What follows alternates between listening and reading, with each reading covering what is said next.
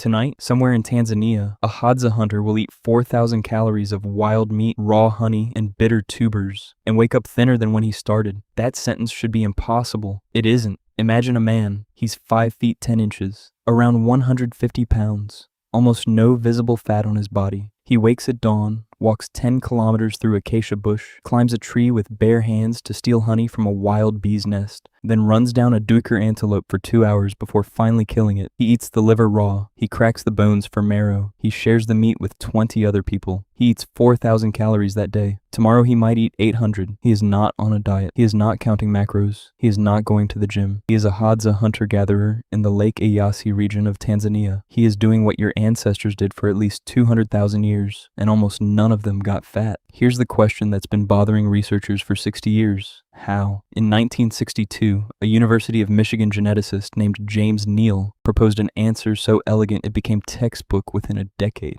He called it the thrifty gene hypothesis. His idea was simple. Ancient humans lived through cycles of feast and famine. The ones who survived were the ones who could store fat quickly during good times, then live off it during bad ones. Over hundreds of thousands of years, that survival trait became hardwired into human DNA. That biology kept your species alive. Today, Neel suggested, it's the same biology driving the obesity epidemic. Our genes haven't changed.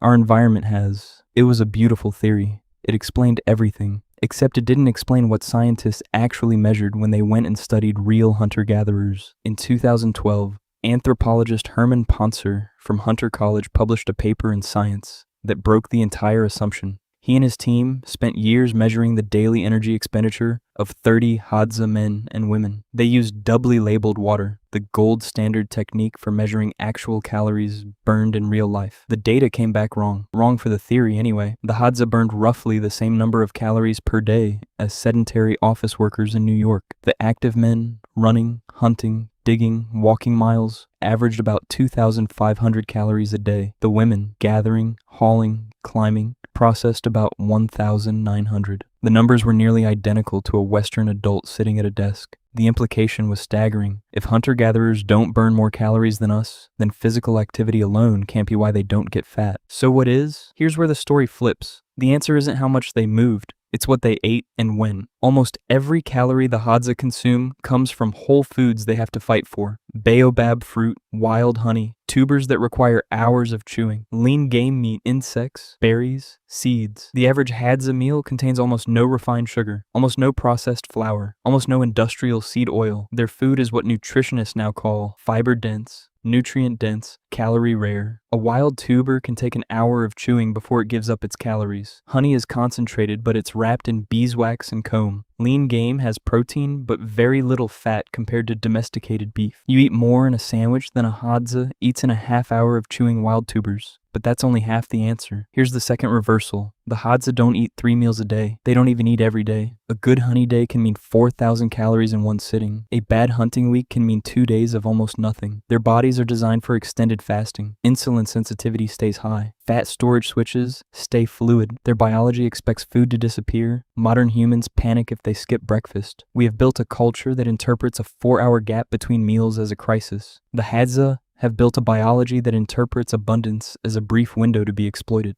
But here's the third reversal, and this is the one that matters most. The obesity epidemic didn't start when humans began eating too much. It started when humans began eating something specific. In the late 1970s, American agriculture shifted. High fructose corn syrup became cheap and abundant. Refined wheat replaced whole grain in the food supply. Seed oils replaced animal fats in processed foods. By 1980, adult obesity in the United States was around 15%. By 2000, it had reached 30%. By 2020, the CDC reported 42% of American adults were clinically obese. Childhood obesity had tripled. This isn't because humans changed. This is because what humans eat changed. And here's the proof hiding in plain sight. The Pima Indians are a single people, genetically almost identical. They share ancestry going back thousands of years. Half of them live in Arizona. Half of them live in the Sierra Madre Mountains of Mexico. The Pima in Arizona eat a typical American diet. They have one of the highest obesity and type 2 diabetes rates on Earth. The Pima in Mexico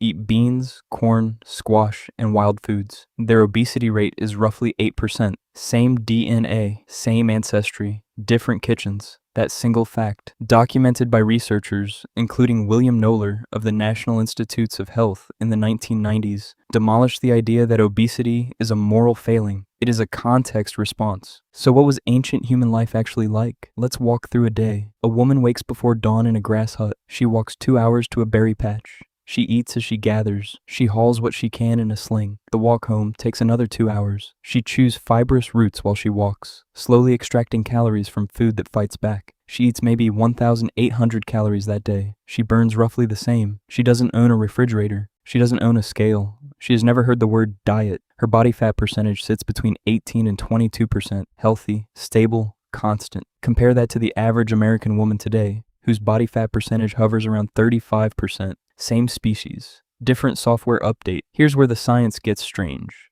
Your gut microbiome, the trillions of bacteria living inside your digestive tract, evolved alongside your ancestors.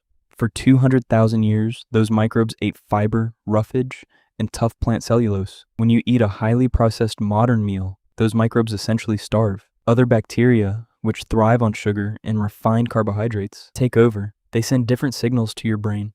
They change what you crave. They change how your body stores fat. You aren't just what you eat.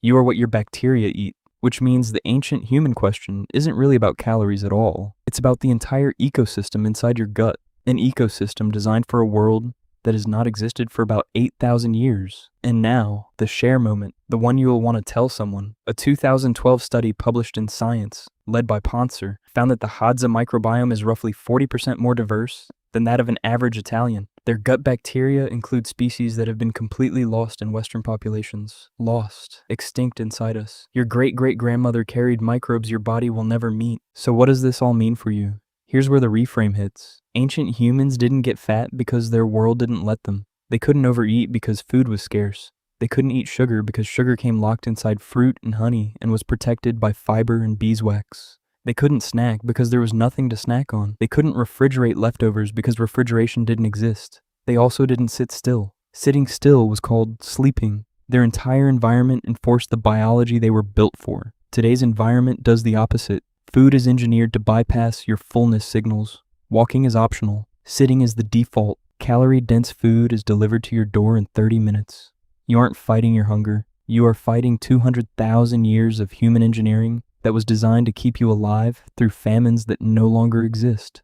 That's not a willpower problem. That's a context problem.